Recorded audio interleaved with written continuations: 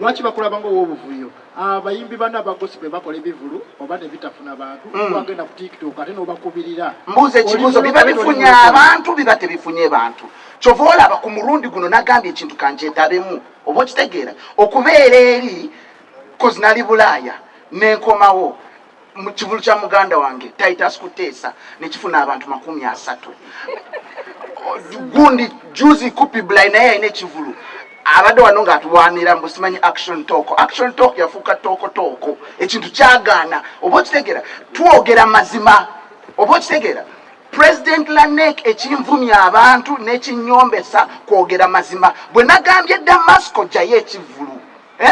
Maverick City Kirk Franklin bajja ne mugamba blood kijjeeyo sagala okaabe n'abantu bennyini aba worship house bayinza obutabeerayo ne babeera eri ku kivulu ky'Amerika oba okitegeera naye neŋŋamba Bannayuganda batwagala ennyimba ze tuyimba za Luganda omwana bw'ayimba my God oluyimba oluwulira nga ayimbira ddala ekintu kye tutegeera oba okitegeera ayimba Oluganda kyova olaba buli mulokole gyali buli eyakkiriza Yesu Kristo ng'omulokozi we bambi tubeegayiridde ku mulundi guno by the disclaimer ebigambo bya omukulu tebirepresenting nze nga Damasco Music ye maasawundoza nze ngenda okubeera PR we nga muwulira ekyokwogerako nekitali kyakwogerako so tukwaniriza naye ogenda kwefuga ennaku zino ezisigaddeyo nga nze PR wo toyogera ku bantu na bivulu by'abantu kati Dama kankubulira mazima bino byowooza soogera ku bivulu by'abantu Dama ebivulu byonna ebibaddeyo golooza lwaki Mugembe tanakola kivulu mwaka guno olowooza lwaki ne Vixen tanakola kivulu mwaka guno batya oba okitegeera yes kakati nkulaze nti nzize ntudde wano kumpi ne muganda wange Damasco olaba ne Kupi Blay eyali agenda okunsiba olwa $2 olaba ntudde naye ali wano mmanya nti ku luno tugasse amaanyi tulabe nga gospel music akola ki asituka olumba Kupi Blay simulumba omatoli kyali wange bro listen ensonga eriti omuli omubuuze ku kamera si kyali wange bw'olumba Kupi Blay n'olumba Titus nti ebivulu byasala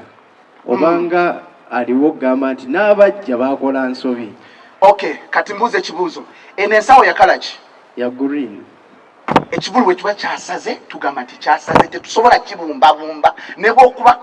kifaananyi ng'okwatidde no kamera era eraga nti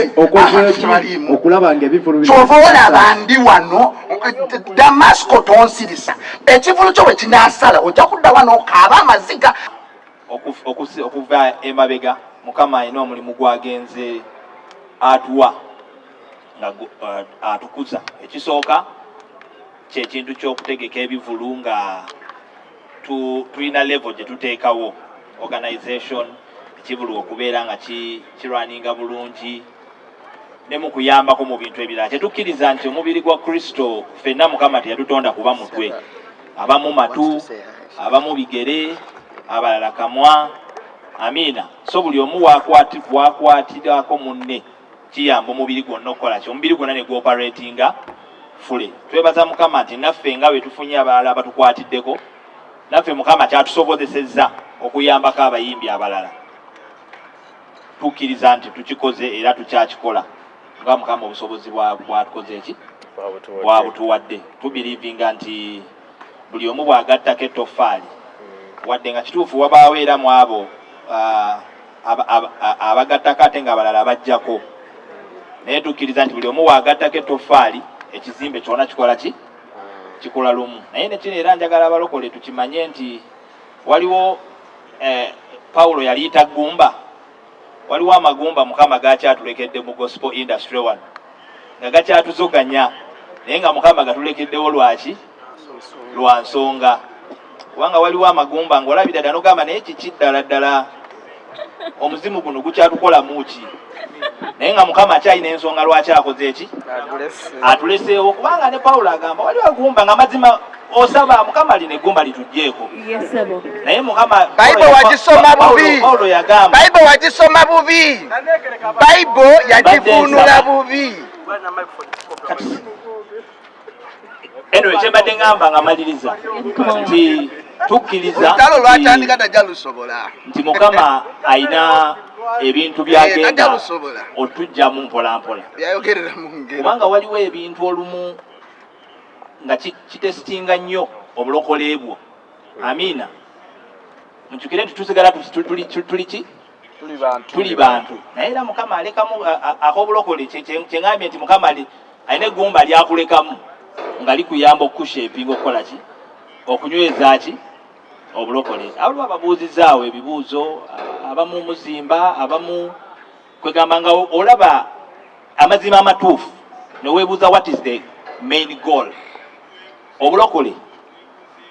busomesa ne bugamba ku kintu kya excommunication ti omuntu bwakola obubi omutuuze ne muganda wo omutuuze noono oyita abalala nga bameka bwe kigaana mukole ki mumwesonyiwe okuba kuboola mu Luganda. Naye kati waliwo olumu wolabira nga n'okunoonya ensonga abamu ne beebuuza obuweereza bwabwe kubanga ffenna tutukkiriza tuli baki baweereza nti ono muyimbi era okuweereza kwe akola ki mu kuyimba ono munnamawulire obuweereza bwe abukola ki kwegamba nga buli omu mu buweereza bwe bugenda buzimba. Amiina si ekyo naye kati waliwo obuweereza bw'abantu bw'onoonya mu Kristo n'ogamba obuweereza bwe mu mubiri gwa Kristo buliwa mukitegedde kyetugamba kyetuva tuliyita Pawulo yaliyita ki liggwa. Amiina. So nsaba mukama naye n'ekirala nze nganze kino nkyogera nnyo mukama yagamba Bayibuli yali esomesa ku kibi nagamba olaba ekibi totambula kikole ki duga misinde. Amazima amatuufu waliwo sometimes bakyogera batya mu Luganda olutuufu obugumiikiriza we bukuggwako nolaba nga mukama yeetaaga n'atukola ki n'atubeera nnyo tukyetaaga nnyo okulokoka. Naye abantu abamu kyetumaze okulaba lwaki tubayita liggwa nti omanyi mu Bayibuli egamba nti mukama we yayita abaana be n'emiki kati waliwo woolaba nti kati mu lukuŋŋaana luno mukama yatuyise era ne mugiramu neki kati olumu nga weebuuza mukama ate nga mukama yatuwa amaanyi ag'okulinnya ku ki olumu tujja kwetaaga mukama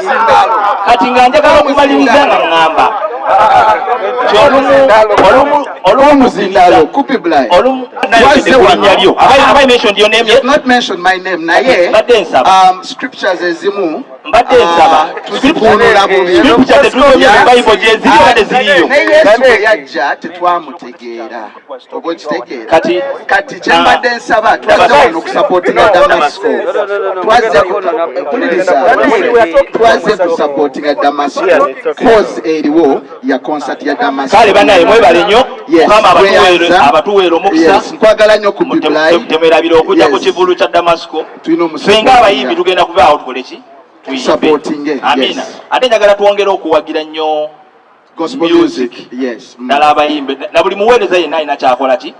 kyakola n'abataneezuula kibuweereza bwabwe bwennyini bwe buli tusaba mukama abawe ekisa obuweereza bwabwe babukole ki